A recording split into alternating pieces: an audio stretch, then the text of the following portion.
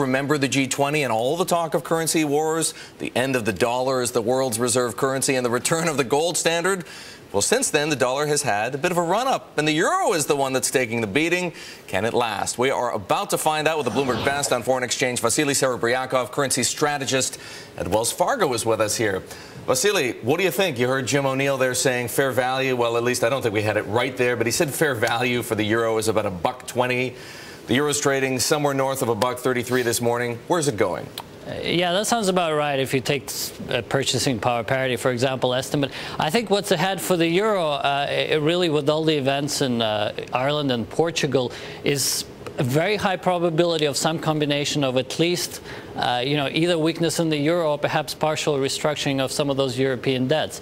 And from an investor's point of view, that's certainly not a very attractive proposition. Why is this not getting priced into the euro already? Everybody is fully aware of what's going on in Europe. They understand that there's contagion risk in Portugal. They understand that there's contagion risk in Spain. And they know how Angela Merkel feels about this. Why aren't they pricing it into the euro now instead of waiting? Well, I think when we look at the euro relative to the other major economies, it's not that things are going very well, for example, in the United States or even some of the other European neighbors, say the United Kingdom. We've seen some resilience in the Eurozone economic data, primarily thanks to Germany and German exports to the Asian region. That's probably temporary. There'll come a point where fiscal austerity and all the market jitters will start translating into slower growth, and that's probably when we're going to see weaker euro. Okay, let's talk about short-term and long-term. How much weaker can the euro get short-term? And if you look into 2011, where do you see it going? Well, I think we could see the euro go as low as 132, 131.50 in the short run.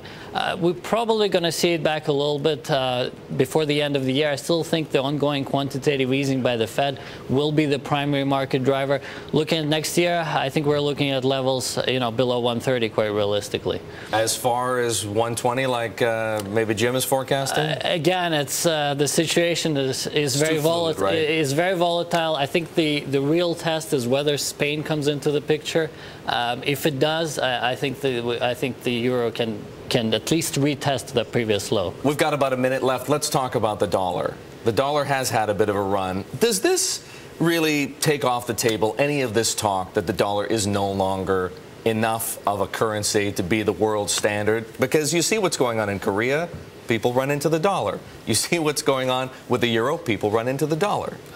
It's not like they're going for the Brazilian real right now. Absolutely. The story with the dollar has been, for lack of a better alternative, so to speak. So while there are certainly problems with the U.S. economy, and I do think that the ongoing quantitative easing by the Fed it certainly is a very strong cyclical headwind for the dollar. I think as far as we're talking reserve currencies, dollar state is probably not going to be challenged for the next, at least several years. Vassili, thank you so much for joining us here. Vassili Serebriakov, a Bloomberg Best. He's a currency strategist at Wells Fargo. You heard him say it. 131.50 maybe for the euro. Next year, sub 130.